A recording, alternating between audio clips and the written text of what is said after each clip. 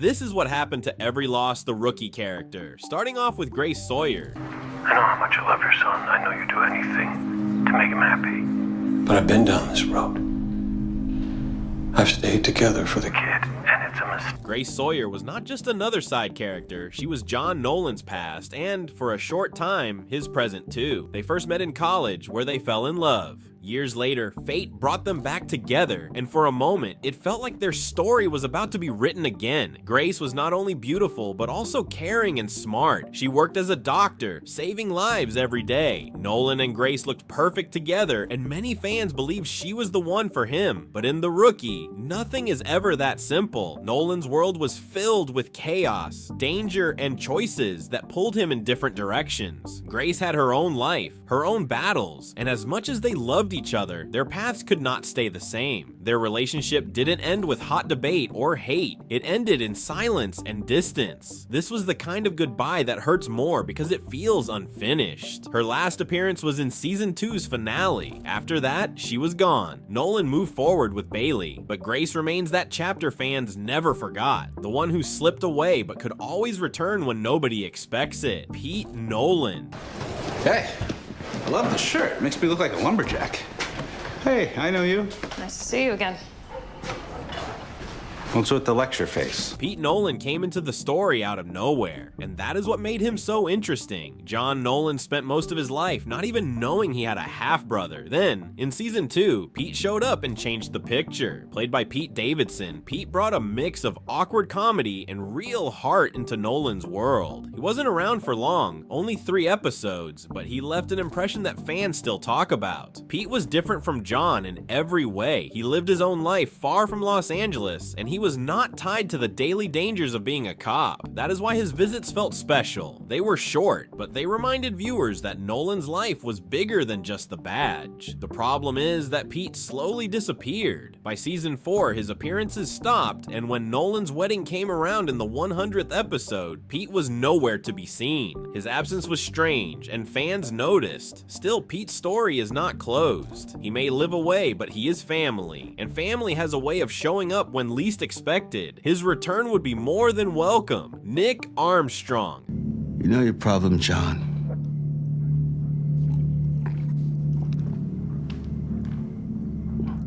You think you're better than people.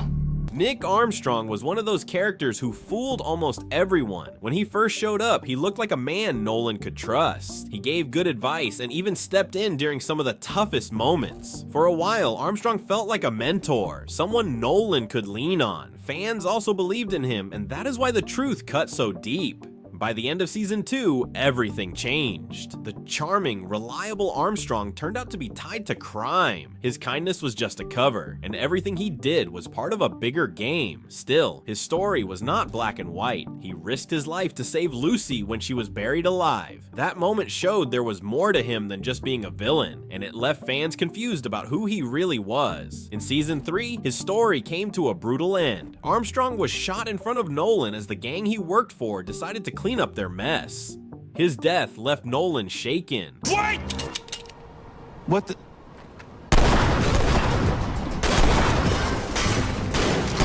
A man he trusted became his biggest betrayal, and it taught Nolan one of the hardest lessons of all. Not everyone is what they seem. Aaron Cole. I never wanted this. I know. I had problems.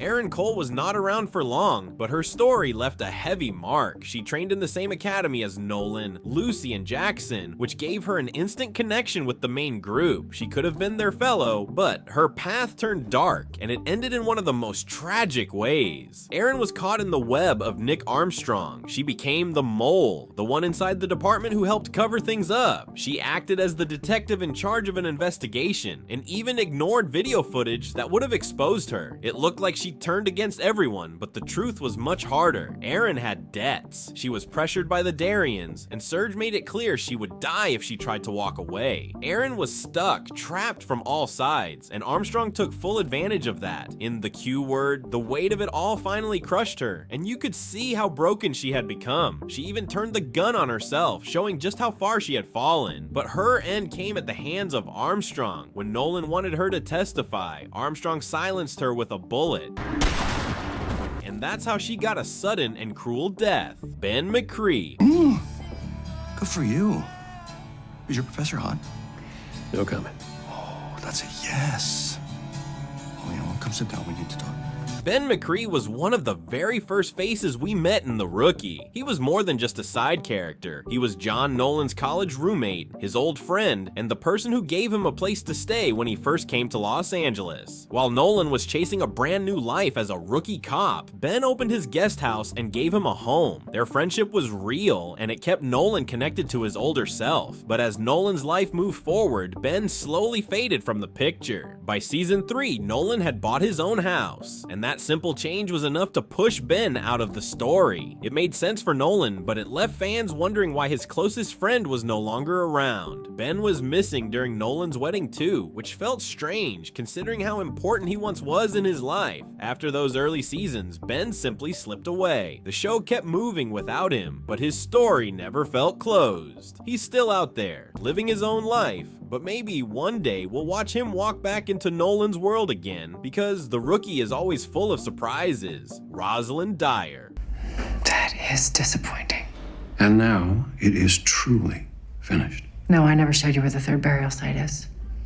There are others. Rosalind Dyer was one of the most dangerous criminals ever to appear on The Rookie. She was sharp, calm, and a master manipulator that made her terrifying without even trying. Rosalind could shake people to the core without saying a word. She killed without hesitation, and her crimes stretched across the show in ways that haunted every character who crossed her path. Whether it was guiding police to the graves of her victims or twisting Nolan's mind with her words, Rosalind controlled every room she was in. For a long time, she stayed ahead of everyone, always one step further, always making it seem like she was untouchable. She was the kind of villain viewers hated but could not look away from. That is why her end came as such a shock. In season 5, just when Nolan finally had the chance to bring her down, a sniper's bullet cut her story short. I would.